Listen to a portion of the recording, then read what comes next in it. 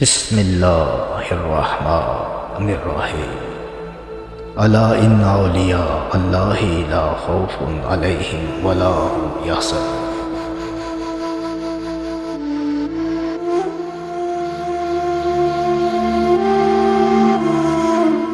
بسم اللہ الرحمن الرحیم۔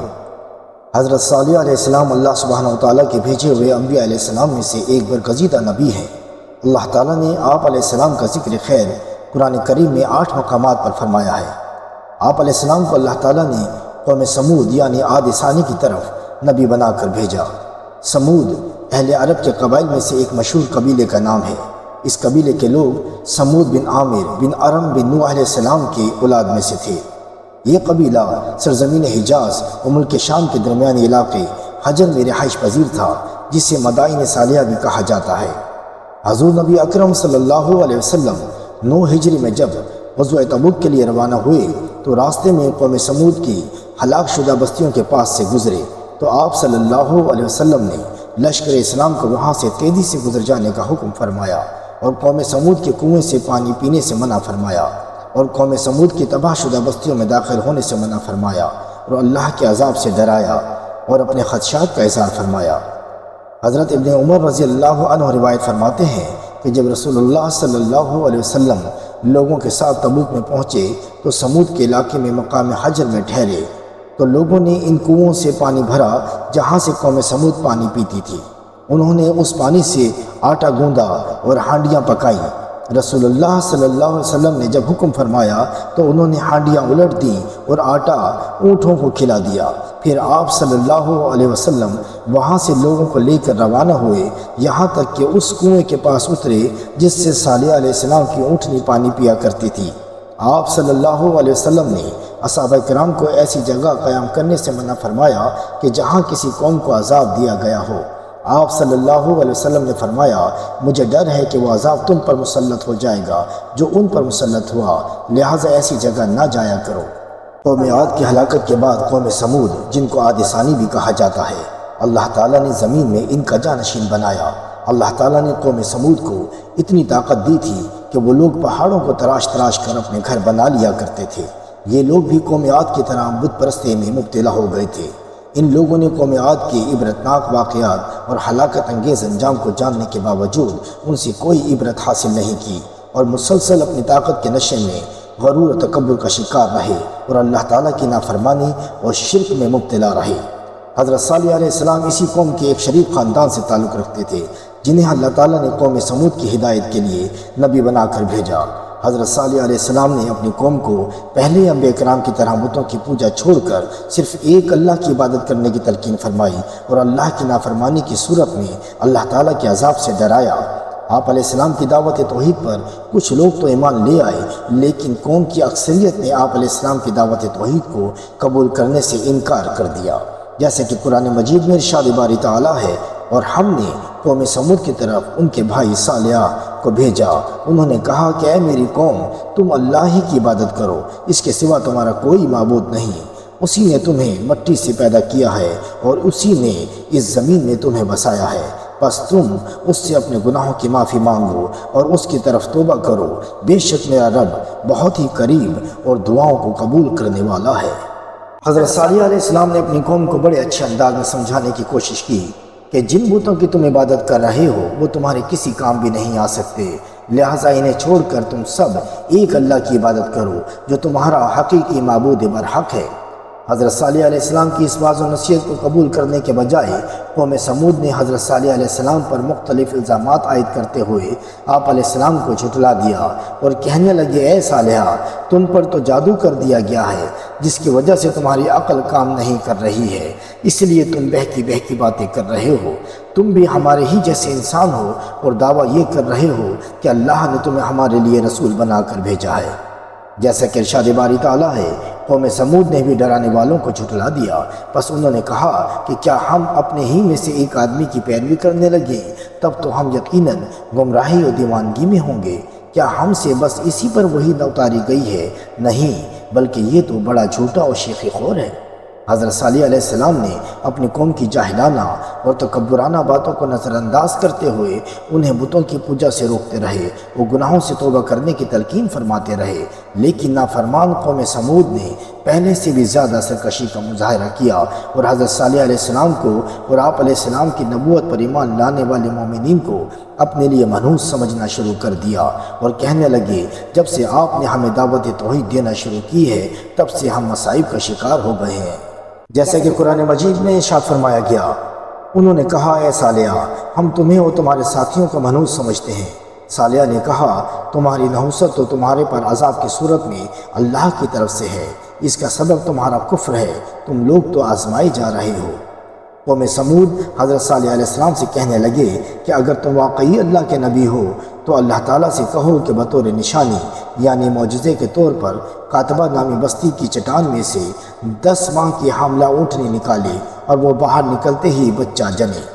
آپ علیہ السلام قوم سے پختہ ایمان لانے کا عہد و پیمہ لینے کے بعد کھڑے ہو گئے اور نماز پڑھ کر اللہ کے حضور دعا مانگی کہ اے رب العزت میری قوم کے اس مطالبے کو پورا فرماتے ہوئے اس پہاڑ سے اونٹنی نکال دے۔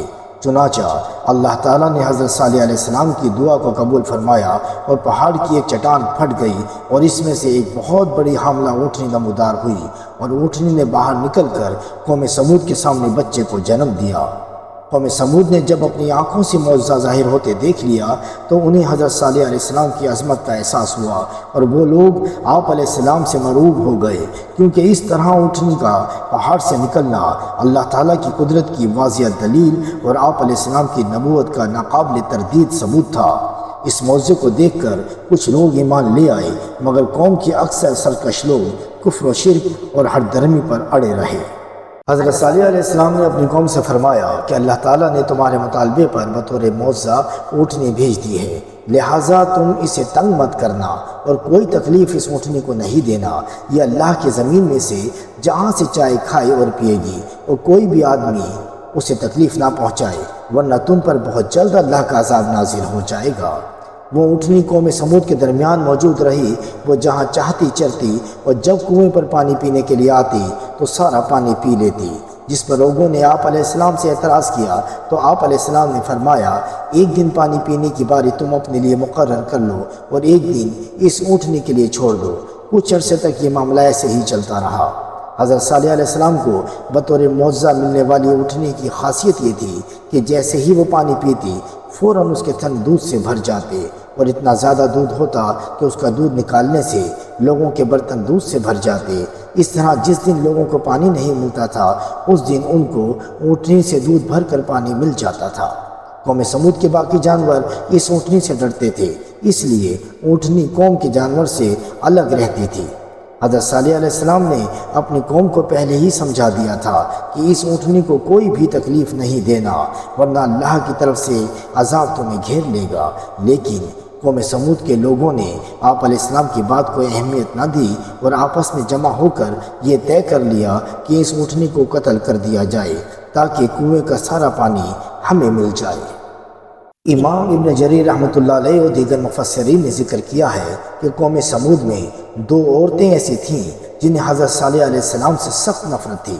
ان میں سے ایک بہت مالدار بڑے خاندان کی عورت تھی جس کا نام صدوق بنت محیہ تھا۔ اس عورت نے مصرع بن محرج نامی شخص سے کہا کہ اگر تم صالحہ کی اونٹنی کو قتل کر دو تو میں تم سے شادی کر لوں گی۔ اور دوسری عورت کا نام انیسہ بنت غنیم تھا، یہ بھی ایک مالدار آدمی دواب بن عمرو کی بیوی تھی۔ ان دونوں عورتوں کے پاس بہت سے جانور تھے اور وہ سب جانور حضرت صالح علیہ السلام کی اونٹنی سے ڈرتے تھے۔ انیسہ نامی عورت نے قدار بن صالف جو کہ ایک بدماش آدمی تھا اس سے کہا کہ اگر تم صالحہ کی اونٹنی کو قتل کر دو تو میں اپنی بیٹیوں میں سے جس سے چاہو گے شادی کر دوں گی۔ یہ دونوں آدمی اس لالچ میں آ کر حضرت صالح علیہ السلام کی اونٹنی کو قتل کرنے کے لیے تیار ہو گئے اور دونوں نے قوم کے مزید 7 بدماش لوگوں کو اپنے ساتھ ملا لیا۔ اس طرح ان 9 افراد نے مل کر قبیلے کے باقی سرکش لوگوں کی بھی حمایت حاصل کر لی اور اونٹنی کو قتل کرنے کے لیے گھات لگا کر بیٹھ گئے۔ جب اونٹنی کنویں سے پانی پی کر واپس آئی تو مصرع نے اس پر تیر چلا دیا جو اونٹنی کی پنڈلی کی ہڈی میں پیوست ہو گیا۔ انیسہ اور اس کی بیٹیاں قدار کی حوصلہ افزائی کے لیے آگے بڑھیں اور اسے خوب جوش دلایا۔ غدار نے اونٹنی پر تلوار سے وار کیا اور اس کی کونچیں کاٹ دیں، جس سے وہ زمین پر گر پڑی اور زور سے آواز نکالی۔ اونٹنی کا بچہ دوڑ کر قریبی پہاڑ پر چڑھ گیا اور اپنی ماں کی تکلیف اور قتل پر 3 مرتبہ بلبلایا۔ آخرکار غدار نامی شخص نے اونٹنی کے گلے میں نیزہ مار کر اسے قتل کر دیا۔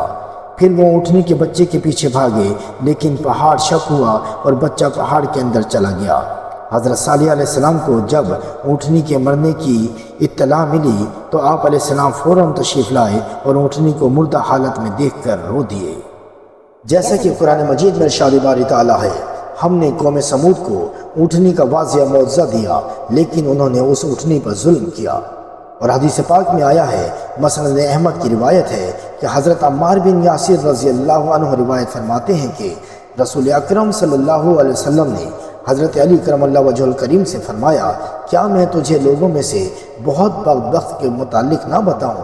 عرض کیا، یا رسول اللہ صلی اللہ علیہ وسلم ضرور بتائیں۔ فرمایا، ایسے 2 آدمی ہیں، ایک تو قوم سمود کا سرخ رنگ کا آدمی جس نے صالح علیہ السلام کی اونٹنی کی کونچیں کاٹی، اور دوسرا وہ شخص جو تمہارے سر پر وار کرے گا یہاں تک کہ تمہاری داڑھی خون سے تر ہو جائے گی۔ قوم سمود نے جب اونٹنی کو قتل کر دیا اور اللہ کے حکم کی نافرمانی کی اور سرکشی کا مظاہرہ کیا تو حضرت صالح علیہ السلام نے اپنے قوم سے مخاطب ہو کر فرمایا کہ اب تمہیں اللہ کی طرف سے 3 دن کی مہلت ہے، تم اپنے انجام کا انتظار کرو۔ آپ علیہ السلام نے قوم سمود کے ظالم اور سرکش لوگوں سے فرمایا کہ کل تمہارے چہرے زرد پیلے ہو جائیں گے، پرسوں سرخ ہو جائیں گے، اور تیسرے دن تمہارے چہرے کالے سیاہ ہو جائیں گے، اس کے بعد چوتھے دن عذاب الہی آ جائے گا۔ حضرت صالح علیہ السلام نے اللہ کے حکم کے مطابق قوم سمود کو اللہ کے عذاب کی پیشن گوئی جب فرمائی تو دوسرے دن سے ہی عذاب الہی کی علامات ظاہر ہونے لگی۔ قوم سمود کے لوگ اپنے بارے میں فکر مند ہونے لگے۔ لوگوں نے آپ علیہ السلام سے عذاب کو ٹالنے کی صورت دریافت کی اور اونٹنی کے بچے کو بھی تلاش کیا، مگر وہ نہ ملا۔ آخرکار ان کے سرکشی مزید بڑھنے لگی اور انہوں نے اسی سرکشی میں حضرت صالح علیہ السلام کو شہید کرنے کا منصوبہ بنا لیا، لیکن اللہ تعالیٰ نے آپ علیہ السلام کو قوم کے ارادے سے آگاہ فرما دیا اور حضرت صالح علیہ السلام اس خبر کے ملتے ہی اللہ کے حکم سے رات ہی رات وہاں سے تشریف لے گئے۔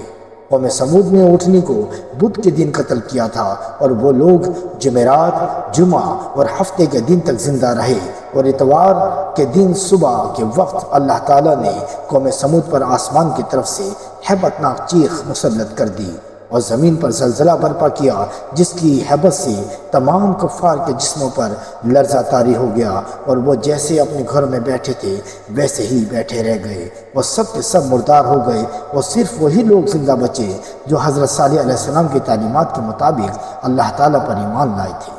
جیسا کہ قرآن مجید میں اللہ رب العزت نے ارشاد فرمایا، پھر جب ہمارا حکم آ پہنچا تو ہم نے صالحہ اور ان کے مومن ساتھیوں کو اپنی رحمت سے نجات دی، اس قیامت کے دن کی رسوائی سے بھی محفوظ کر دیا۔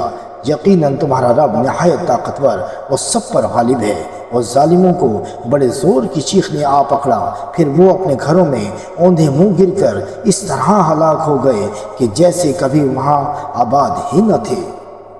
قوم سمود کی ہلاکت کے بعد حضرت صالح علیہ السلام حجر کے علاقے میں واپس تشریف لائے اور اپنی قوم کی تباہی و بربادی پر نہایت غم اور حسرت کا اظہار فرمایا، اور اپنے مومن ساتھیوں کو جن کی تعداد تقریباً 4000 تھی ان سب کو اپنے ساتھ لیا اور فلسطین تشریف لے گئے اور اپنی وفات تک وہیں مقیم رہے۔